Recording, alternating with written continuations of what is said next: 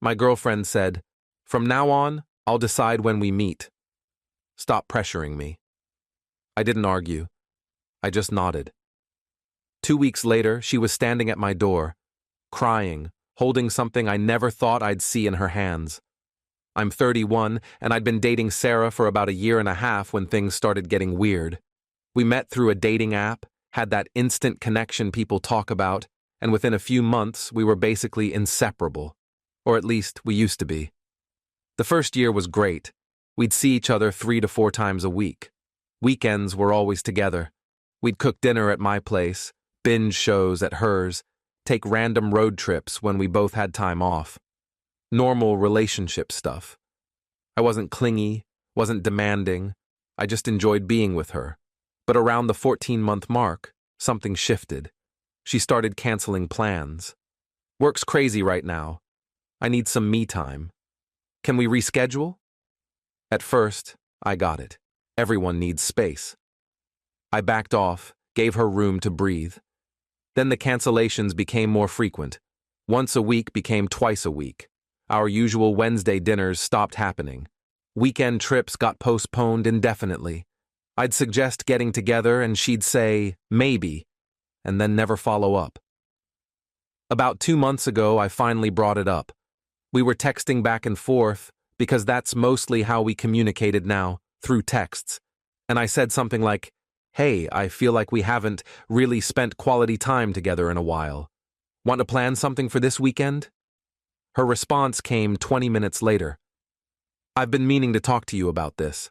I feel like you're always pressuring me to hang out. It's suffocating. I need you to give me space." I stared at that message for a solid 5 minutes. Pressuring her? I'd been bending over backward to be accommodating. I'd canceled my own plans multiple times to fit her schedule.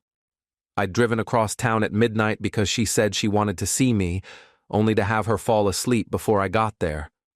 I typed and deleted 3 different responses before finally sending, "I didn't realize asking to see my girlfriend once a week was pressure. Can we talk about this in person?" That's exactly what I mean. You always want to talk in person. Sometimes, I just need space to process things on my own. "Okay, so what do you want from me?" "I want you to stop asking when we can meet. From now on, I'll decide when we get together. I'll reach out when I'm ready. I need you to respect that." I sat there in my apartment, phone in hand, feeling like I'd been punched in the stomach. Part of me wanted to argue, to tell her that's not how relationships work. But another part of me was just tired. Tired of feeling like I was chasing someone who didn't want to be caught. So I wrote back, "Okay, I'll wait for you to reach out. Thank you. I really appreciate you understanding," and that was it. I put my phone down and went to bed. Update 1. The first few days were the hardest. I kept wanting to text her, to check in, see how her day was going, share some stupid meme I saw, but I didn't. She'd set a boundary and I was going to respect it. Day 3, I got a text from her. "Hope you're having a good week," I replied. "You too." That was the extent of our communication. No follow-up, no plans, just a courtesy check-in that felt hollow. By day 7, I realized something. I felt lighter, less anxious. I wasn't constantly checking my phone, waiting for her to respond or confirm plans. I wasn't rearranging my schedule around her availability. I was just existing. Going to the gym, meeting up with friends I'd been neglecting, picking up hobbies I'd put on hold.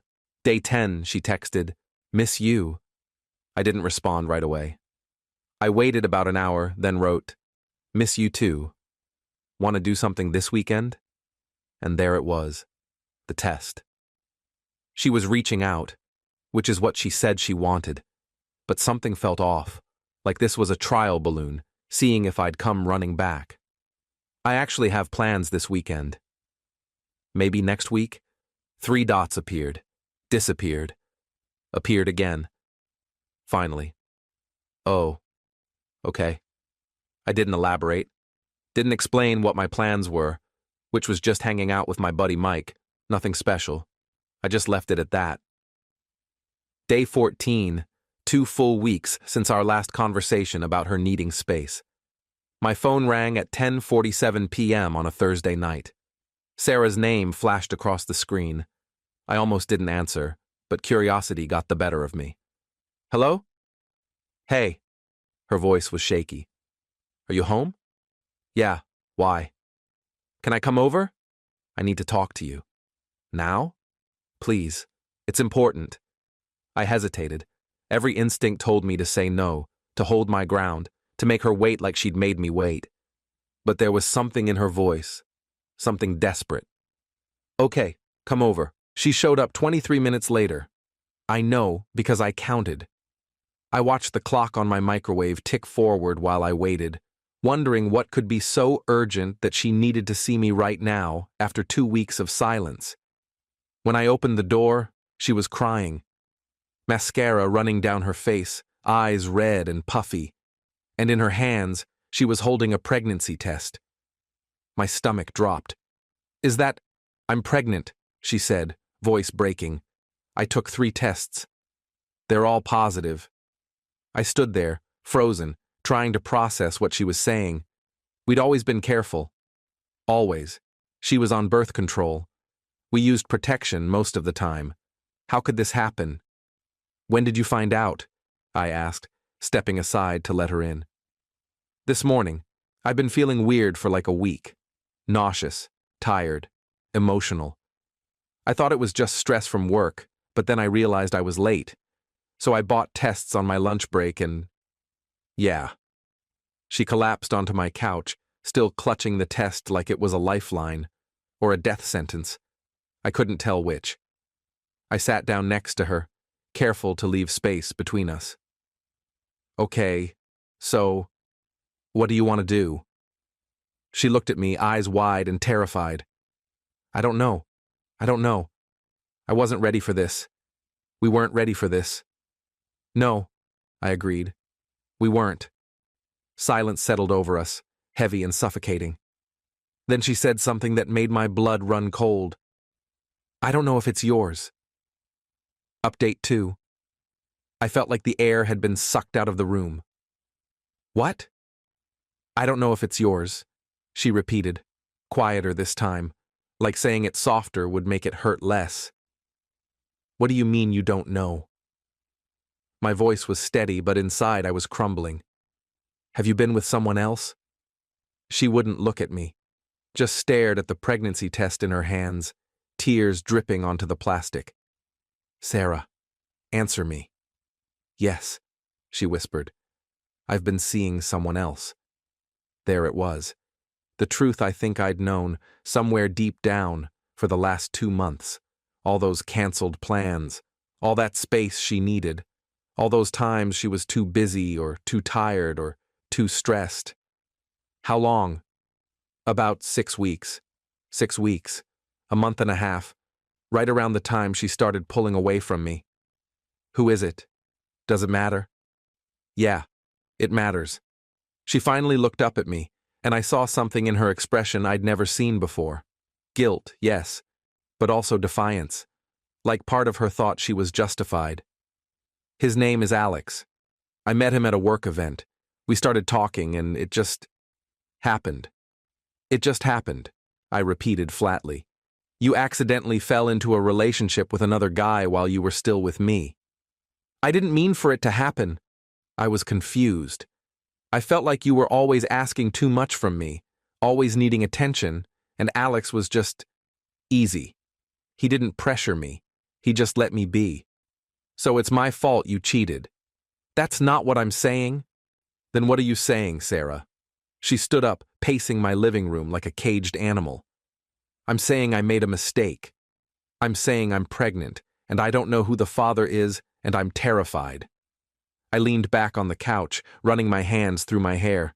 This was insane. This was a nightmare. Have you told Alex? No, not yet. I wanted to tell you first. Why? Because She stopped pacing, turned to face me. Because I think I want it to be yours. I laughed. Actually laughed. A harsh, bitter sound. You want it to be mine?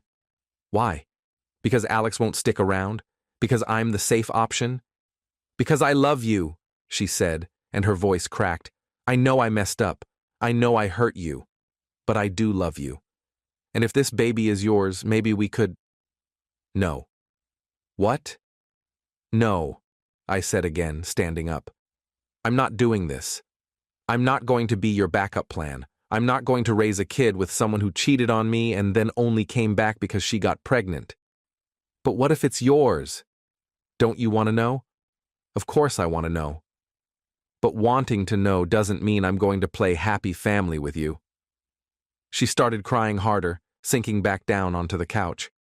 What am I supposed to do? I don't know, Sarah. Figure it out. Tell Alex. Get a paternity test. But you need to leave. You're kicking me out? Yeah, I am. She stared at me like she couldn't believe what she was hearing, like she'd expected me to forgive her, to welcome her back with open arms, to fix this mess she'd created. But I was done. Update 3. She left around midnight, still crying, still holding that pregnancy test. I closed the door behind her and stood there in my empty apartment, trying to process everything that had just happened. I didn't sleep that night. Just lay in bed staring at the ceiling, replaying the conversation over and over. She'd been cheating on me for 6 weeks. 6 weeks of lies. 6 weeks of making me feel like I was the problem, like I was too needy, too demanding. When really, she was just trying to justify her own betrayal. The next morning, Friday, I called in sick to work. I couldn't focus, couldn't think about anything except Sarah and Alex and the pregnancy test. Around noon, my phone buzzed. Text from Sarah. Can we talk? I didn't respond. Another text an hour later. I told Alex. He wants to meet you. I stared at that message for a long time. Alex wanted to meet me. The guy who'd been sleeping with my girlfriend wanted to have a conversation. The audacity. But curiosity got the better of me. I texted back. When and where? Tomorrow, 2 p.m., coffee shop on Main Street. Fine. Saturday came. I showed up at the coffee shop 10 minutes early, ordered a black coffee, and sat at a table in the back corner. At exactly 2 p.m., a guy walked in. Mid-30s, tall, dressed business casual. He scanned the room, made eye contact with me, and walked over. You must be… He trailed off, clearly unsure how to address me. Yeah, I'm him. He sat down across from me, looking almost as uncomfortable as I felt.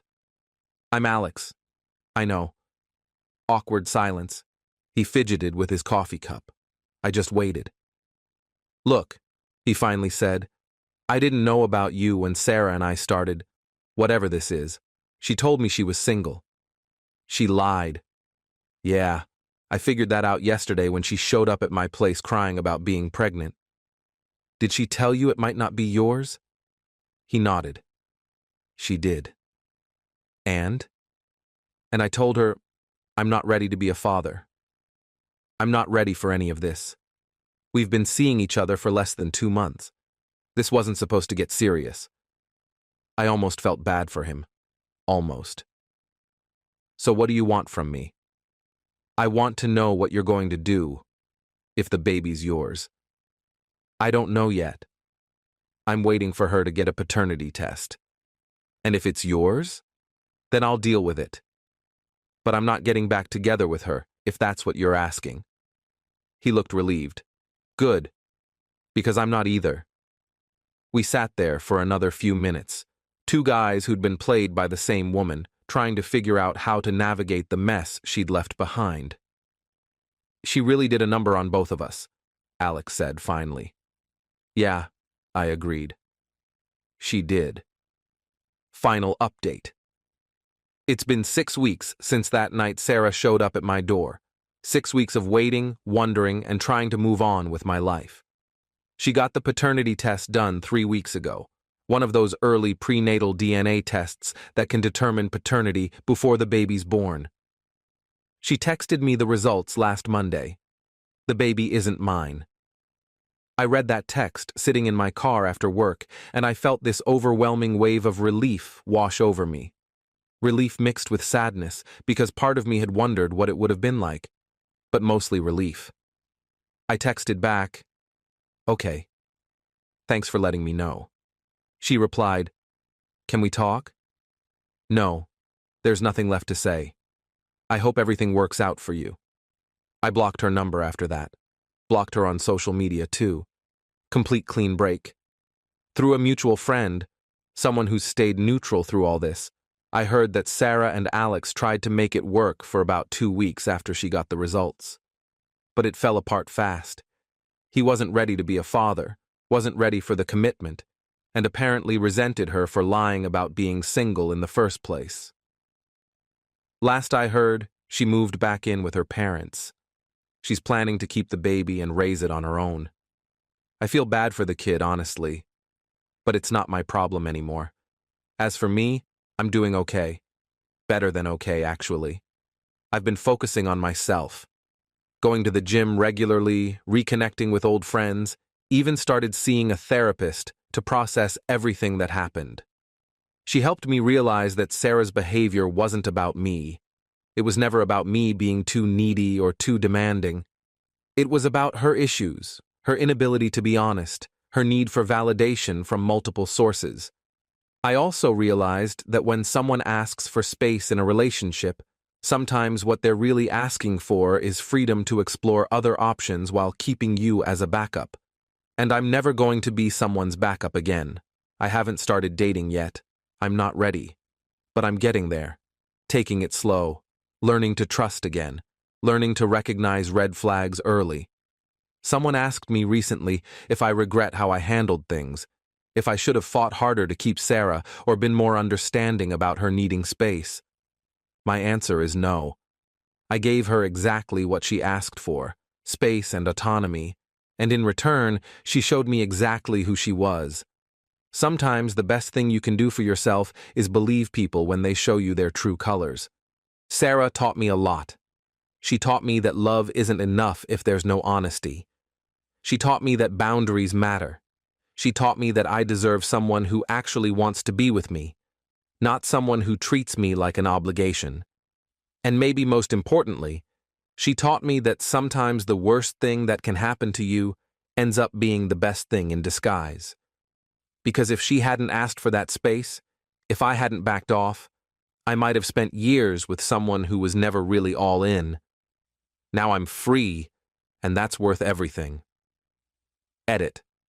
A lot of people are asking if I ever found out why Sarah chose to tell me first instead of Alex when she found out she was pregnant. Honestly, I think she knew Alex wouldn't step up. She'd been with him for 6 weeks. It was still new, still casual in his mind. But she and I had history. She probably thought I'd be more likely to commit, to help her, to be the responsible one. Basically, I was the safer bet. Glad I didn't take the bait.